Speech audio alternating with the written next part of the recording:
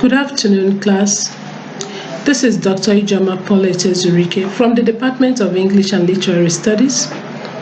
We are in the second module of the GSP 1201 and 2201 use of English. And this is the first semester, and I believe this is Group F, the Faculty of Law. The second module, which is Basic Grammar. It covers 4 topics, which are parts of speech, tenses, punctuation, sentences, structure, and functions. For the sake of space, this lecture or this module is divided into 3 parts. So we are going to have lecture 1, lecture 2, and lecture 3. So this is the first lecture. The basic grammar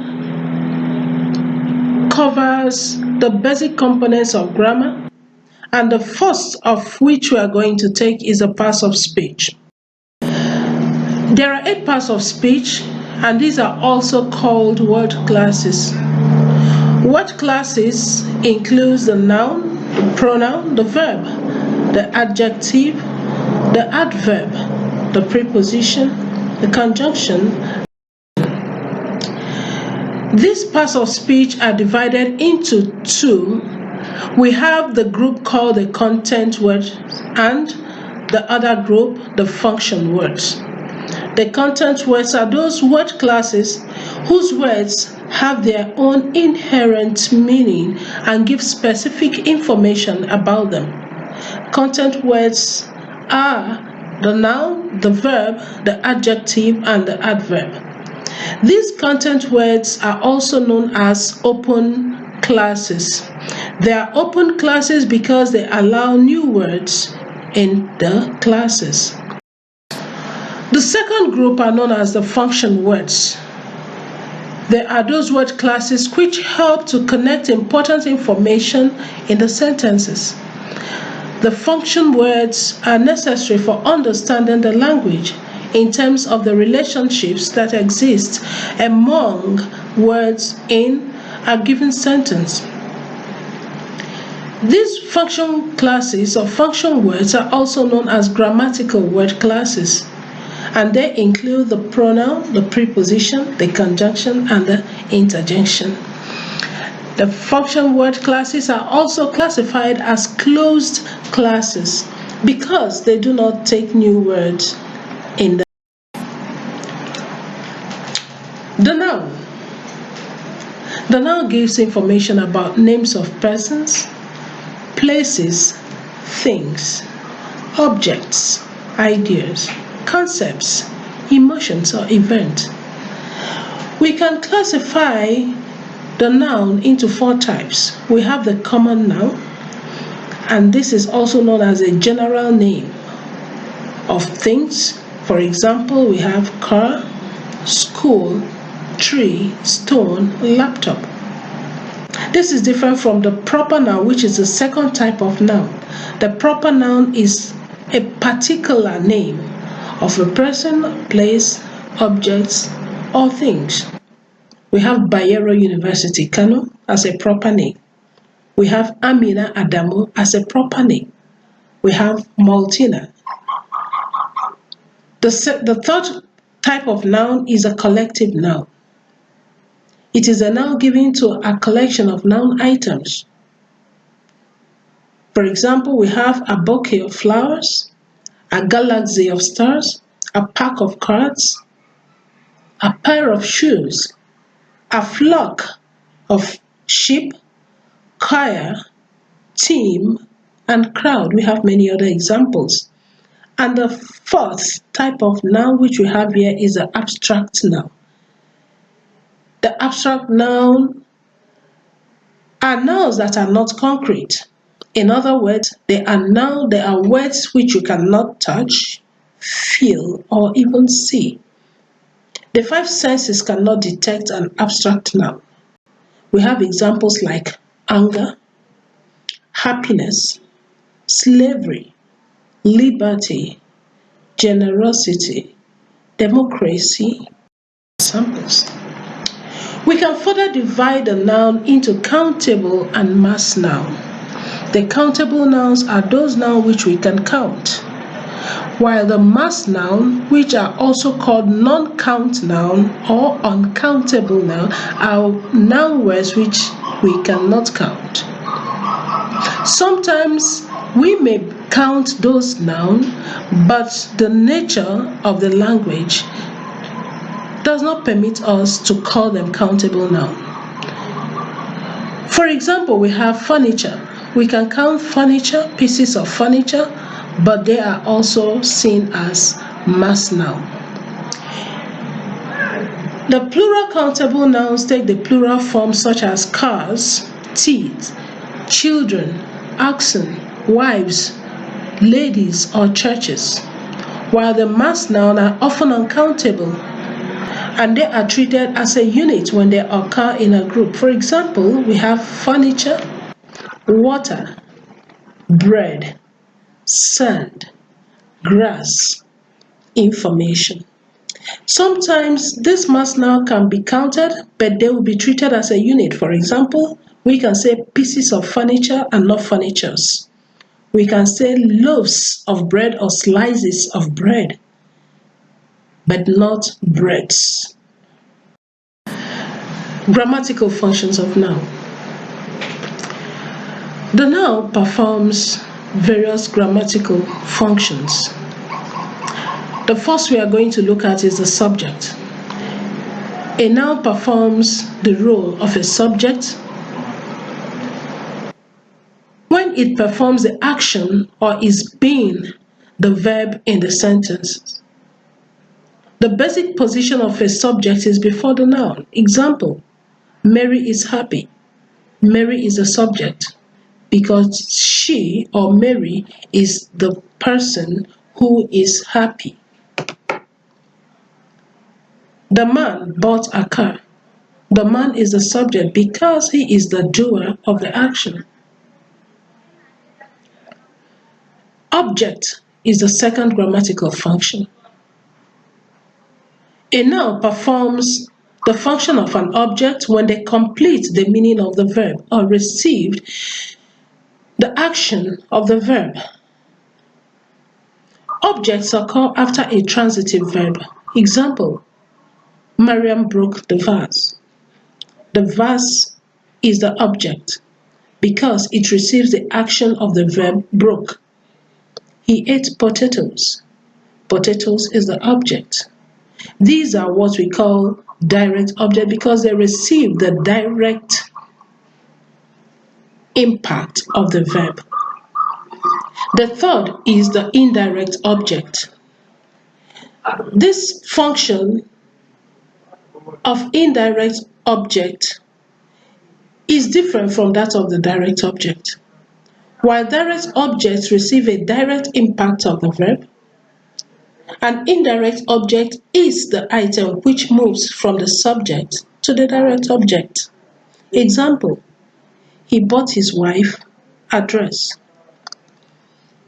Address is the indirect noun, the indirect object. The direct object here is wife. The next grammatical function is object of the preposition. The noun phrases which follow a preposition are objects of the preposition. Example, Alex built a castle in the city. We have in the city, where in is a preposition and the city is the object of the preposition. The book is on the shelf. The book is on the shelf, or the book on the shelf is dear. We have on the shelf, where on is the preposition, the shelf is the object of the preposition. Take note, the subject of the sentence is the book on the shelf. So within the subject, we have a preposition phrase where on is a preposition and the shelf is the noun phrase. The fifth function is subject complement. A noun is a subject complement when it bears the features or character of the subject. This means that the complement has the quality of the subject, and the quality of this object is found in the subject as well. Subject complements come after a copular linking verb. However, some complements are predicative adjectives. For example, Alex is a doctor. Here we have a complement, a doctor, which complements or has the quality of the subject, Alex. My father is a hunter. A hunter is the subject complement because it shows or explains the characteristics of the subject. Finally, we have apposition. A noun functions in apposition to another noun when it gives an additional information about the subject or object in the sentence. Example, Mr. K, the managing director, traveled to the States. Mr. K, the managing director, traveled to the States. Here we see Mr. K as a subject, and a further explanation of the subject is given to tell us who Mr. K is, the managing director. So the managing director is in apposition to Mr. K. We made Elams the protocol officer. We made Elams the protocol officer. Here we see the protocol officer as a further explanation of Elams. In other words, the protocol officer is in apposition to. Noun and number. The noun class is a part of speech which grammaticalizes number. The word indicates singular words and plural words. English has different ways of indicating plurality. Some words take S. For example, cakes, book and books, umbrella and umbrellas, girls and girls, pot and pots. Also, we see that some words take ES to form plural. Example, church, churches, mango, mangoes, box, boxes, speech, speeches. This group of words which take S or ES are called regular noun words. We have some other noun words which undergo some morphological changes to indicate plurality. In other words, they don't take only S or ES, rather, the shape of the word is changed in various ways in order to produce their plural forms. Example, we have wife and wives, where the F changes to V and then ES. Baby, we have babies, where the Y changes to IEX. Oxen, where ox is added EN to form oxen. Knife and knives, where the F changes to VES. Teeth and tooth. Here we have tooth as the singular, which changes to double E. The double O changes to double E to form the plural, teeth. Man changes A to E to form the plural, men. We also have some words which do not change at all, yet we realize they are plural. For example, we have sheep, information, furniture, news, oil, and so. The second word class is the pronoun. A pronoun is used in place of a noun, especially to avoid too much repetition of names in a given space. Pronoun gives grammatical information about number, where we have singular and plural. It also gives grammatical information about gender, to indicate male or female. It gives a grammatical information about person where we have first person, second person, and third person pronoun. It also grammaticalizes case. Here we have a subject or the nominative case and the objective case. In essence, the choice of pronoun depends on the nature of noun it replaces. Example, when a pronoun is to replace a female name, a feminine name, singular, we use she. In other words, she is a singular, feminine, third person, and nominative case.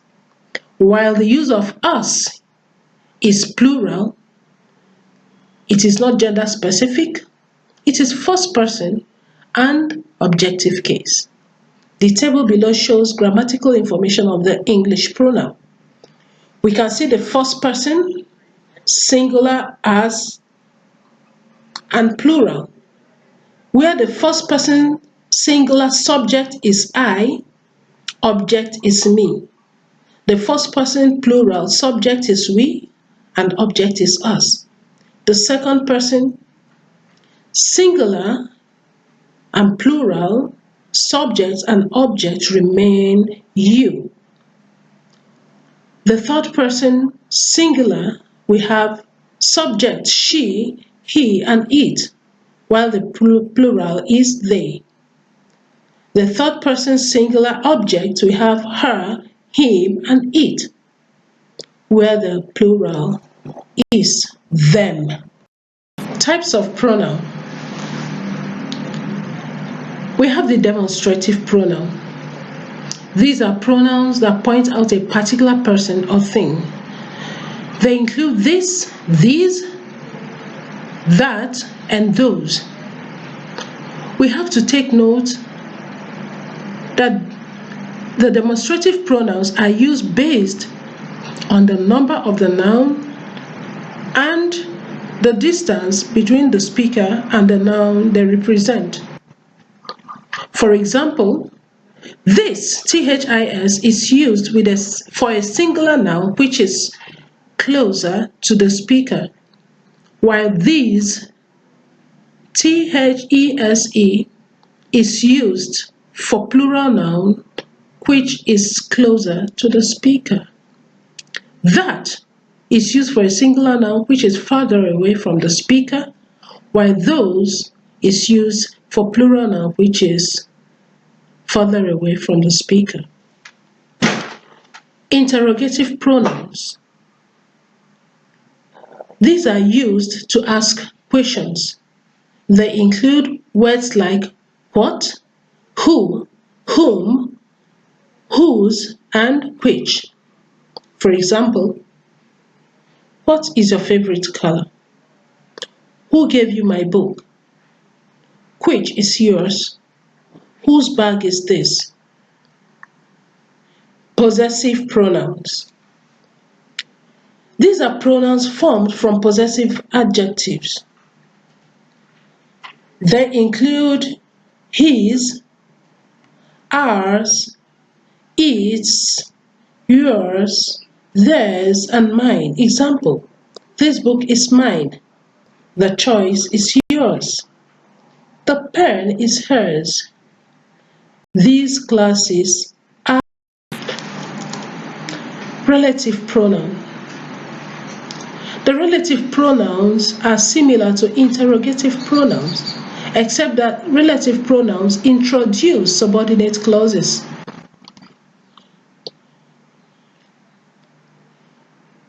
They are so called because they relate the subordinate clauses to the main clauses. For example, he is a lecturer that chased his student away.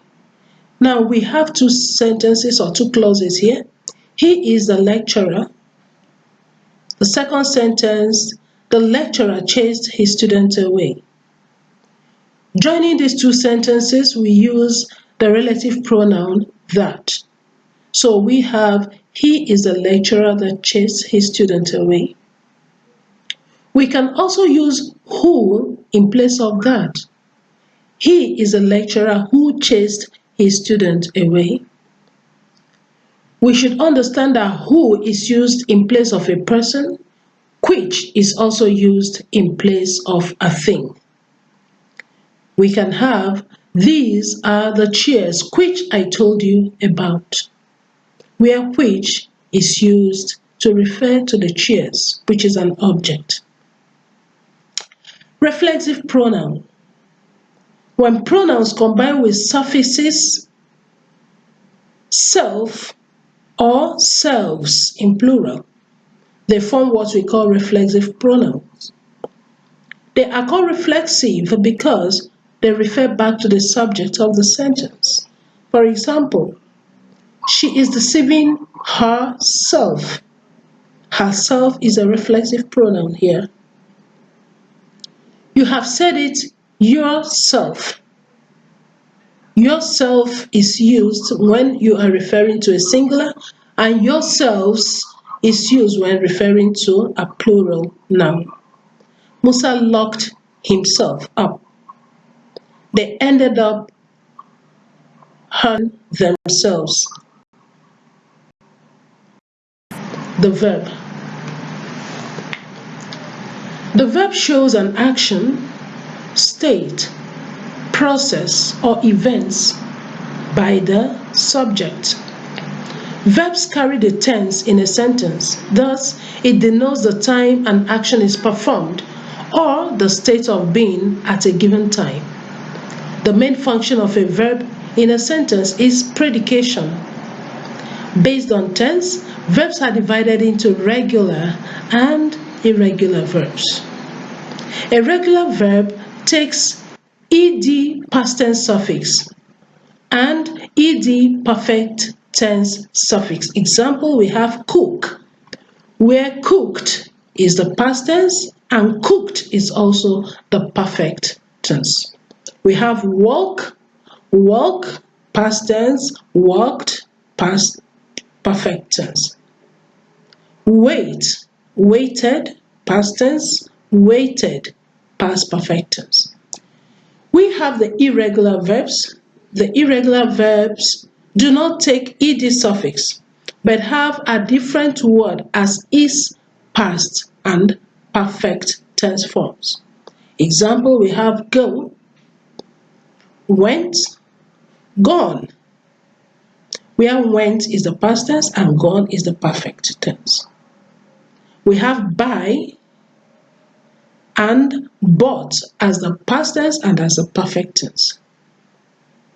We have take, took, taken, where took is the past tense and taken is the tense. Verb transitivity. A verb is divided into three based on transitivity. Some verbs take a single object, some take two objects, while some take no object at all. We are going to look at the three types of verbs based on transitivity. First is the transitive verb. Transitive verbs take one object. The object comes after the main verb to complete the meaning of the sentence. Example, Ruth wrote a book. Michael drew a bed. Mary broke a pot. We see the highlighted verbs require objects to complete the meaning of the sentence. Secondly, we have the ditransitive verbs. The ditransitive verbs take two objects, direct and indirect objects, to complete the meaning of the sentence. The following verbs are ditransitive in nature. She bought a house for her husband. The verb bought requires two objects, the direct and the indirect objects. We baked a cake for our friend. The teacher received an award from her students. We see that these verbs will not make a complete meaning without two objects. We have the subject, The first object is the person who received, and the second object is what is received.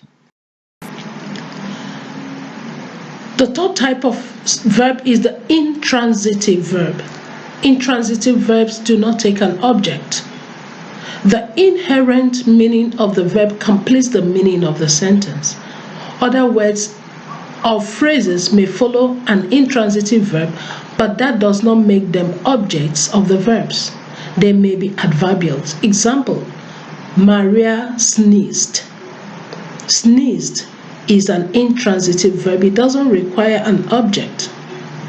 But we can say Maria sneezed aloud, where aloud is an adverb telling us how she sneezed. The gentleman disappeared. Disappeared is an intransitive verb and does not require an object.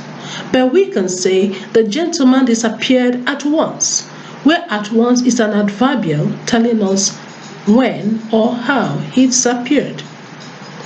The teacher came. Came is an intransitive verb. It does not require an object in this context. But we can say the teacher came today, which is telling us when the teacher came and not an object. However, a verb can be both transitive and intransitive. For example, the lady sang. Sang here is intransitive. The lady sang a song. A song is an object. That means in this sentence, sang is a transitive verb. A verb which can be both transitive and intransitive in different contexts are known as ambitransitive verbs. Finite and non-finite verbs. A verb is finite when it possesses these properties. 1. Agreement. A verb is finite when it possesses the agreement property. A finite verb agrees with its subject. So when a verb agrees with the subject, it is finite. Example, Hilary loves his mother. Loves agrees with Hilary. So loves is a finite verb. The second feature or property of a finite verb is tense. A finite verb indicates the time of an action, which can be present or past tense. So when a verb indicates either present or past, it is a finite verb. Example, the teacher promoted the class prefect. Promoted is a past tense. Mary cooks delicious meals. Cooks has tense, present tense. So they are finite verbs. Mood is another property of a finite verb. When a finite verb indicates mood, it means that it shows where a verb expresses a fact, a command, a question, a condition, or a wish. Those verbs are always finite. We also have the hypothetical mood, where the modal auxiliaries are used to express various moods. These modal verbs are also always finite verbs. The following types of verbs are finite verbs. Lexical verbs, when they are used as the only verb in a sentence. Example, cooks. She cooks well. Auxiliary verbs are also finite. Auxiliary verbs are also called helping verbs. The helping verbs include the be verbs, which are am, is, are, was, and were. And the aspectual verbs which are has, have, and had. When auxiliary verbs are used, they are always finite. The third set of verbs that are finite are the modal auxiliary verbs. Modal auxiliary verbs indicate probability when we use may and might. They indicate possibility when we use shall or should. They indicate ability when we use can or could. They indicate certainty when we use will and would, or general obligations when we use must and ought to.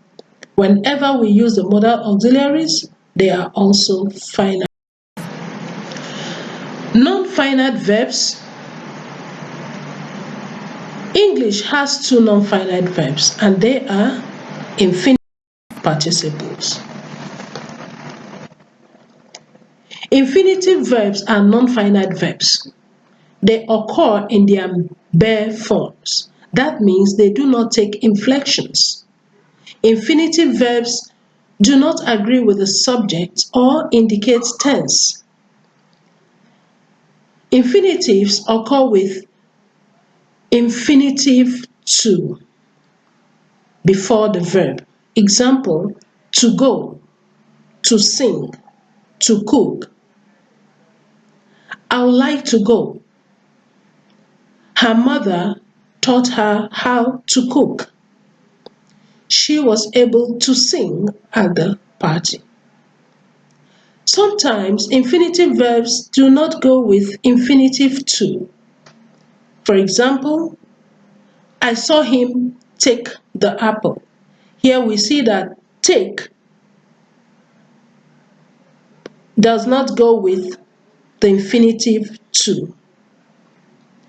It does not agree or show tense in the sentence. It does not agree with the subject or show tense in the sentence. Rather, we have the verb saw, which indicates tense, and that is a finite verb.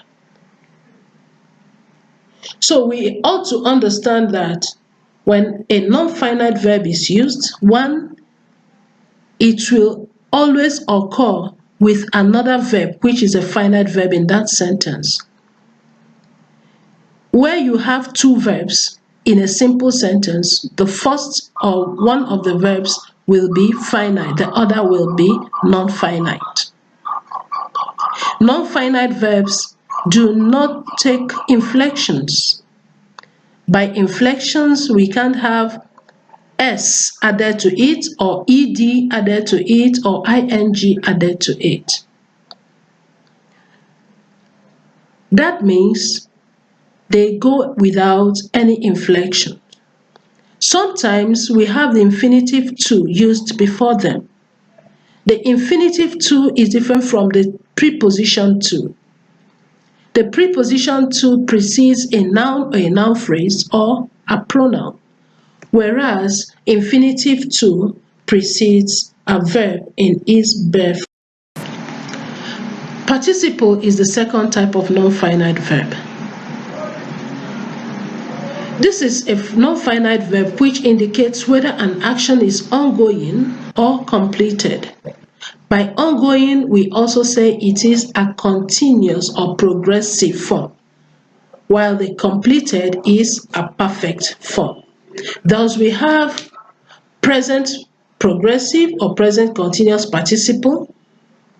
In present progressive or present continuous participle, we have be in the present form plus the ing. Example, I am playing, she is playing, they are playing. So the be verbs are in its present form and are used with the ing form of the verb.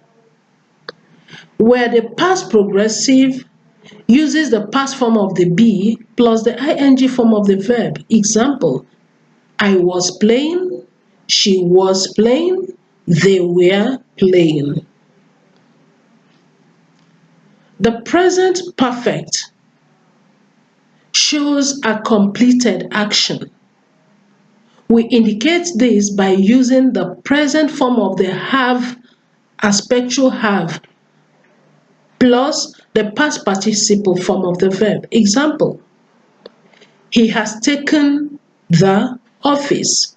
Has taken, where has agrees with the subject he, and taken is the past perfect form of the verb take. They have stolen his car. Note that in present perfect, the auxiliary verb is in the present form, whereas in the past perfect, the auxiliary verb is in the past, whereby we use had plus the past perfect of the verb. For example, he had stolen the car. They had taken the office. The next word class or part of speech is the adjective. An adjective modifies a noun. It gives information about the size, shape, color, texture, quantity, age, height, weight, or any feature of the noun in question. Example, we have words like tall, short, old, big, dozen, some, several, red, rough, average, modern. The function of an adjective depends on its position in relation to the noun size. The two basic functions of adjective are 1. Attributive function and 2. Predicative function. In the attributive function, the adjective occurs right before, side by side, the noun it modifies. Example, strong man. He is a strong man. We see that strong occurs just by the side of the noun man, which is modified.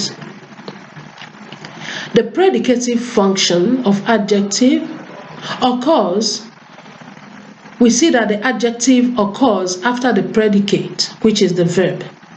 Example, he looks tired. We see that tired is the adjective which occurs after the verb looks. This type of verb is called copular verb or linking verb.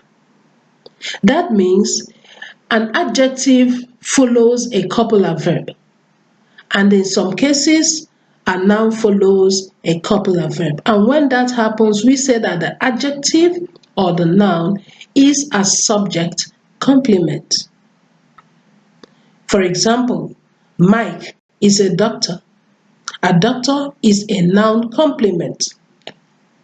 The wine tastes good. Good is an adjective. Types of adjective.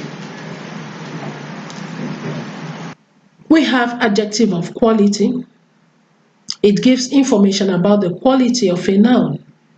Example, long, thin, robust, old, heavy, slender, hard, difficult. We have adjective of quantity. This gives information about the quantity of a noun. Example, few, many, some, 10, gross, much, plenty. Demonstrative adjective. This type of adjective points at a noun. Example, this, that, these, those. You should take note of this explanation when we discussed the pronoun. In the pronoun, these examples are used alone to replace a noun. That means we have a sentence like, this is my friend. This is my book. In adjective, we use them differently. Demonstrative adjectives are used with a noun by its side to point at the noun. For example, we have, this dress is mine, where this modifies the noun dress. Also, know that the choice of each demonstrative adjective word is determined by the number of the noun as well as the space between the speaker and the noun. So we say this dress or these dresses, that dress or those dresses. We also consider the space between the speaker and the object. This house, these houses are used when the speaker is closer to the house. Those houses or that house will be used when the houses are further away from the speaker. Interrogative adjective is another type of adjective. They are WH words used with a noun to ask questions. We also saw this type when we were talking about pronouns. In pronouns, just like in demonstrative adjectives, they are used alone to replace a noun, while interrogative adjectives, the WH words are used with a noun. For example, in pronoun, interrogative pronoun, we will say, what did he buy for you? Interrogative adjective will say, what dress did he buy for you? So we can see the difference. Possessive adjectives. These are used to indicate ownership. For example, my aunt, his car.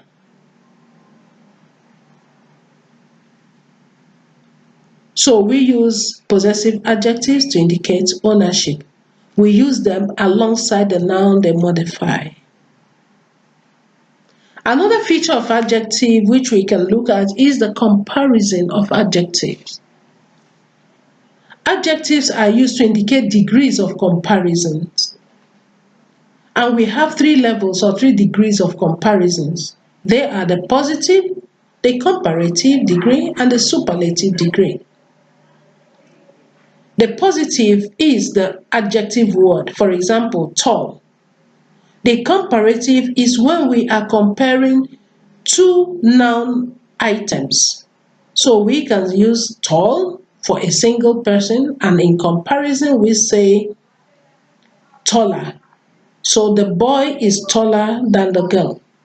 In superlative, we compare 3 or more noun items, and we use the superlative form tallest in the case of tall. So we will say she is the tallest of the 3, or she is the tallest in the class. We have other forms: good, better, comparative form, and the superlative form best. In some adjective words, we use the more and most words to compare the adjective. We have the word intelligent or beautiful. We say more intelligent, comparative form, and the superlative form most intelligent. More beautiful for comparative beautiful. The adverb. The main function of an adverb is to modify 1. A verb, 2. An adjective, and 3. Another adverb. Some adverbs are formed from existing adjectives by adding the ly suffix. For example, we have slowly, beautifully, quietly, consistently, foolishly. Some adverbs do not take ly and sometimes share the same form as adjectives.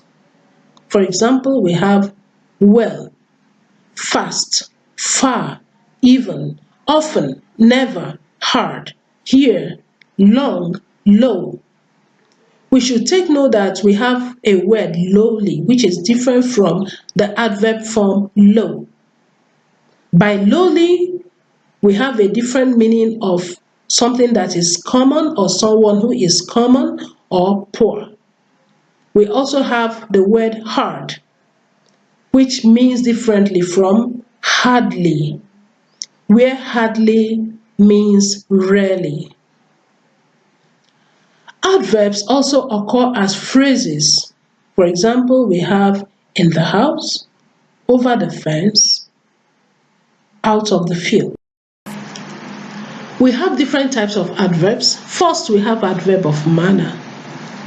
It gives information about how an action is performed. Example, well, quickly, slowly. He writes well. She talks slowly. He did the work quickly. Another type of adverb is adverb of time. It gives information about when an action is performed.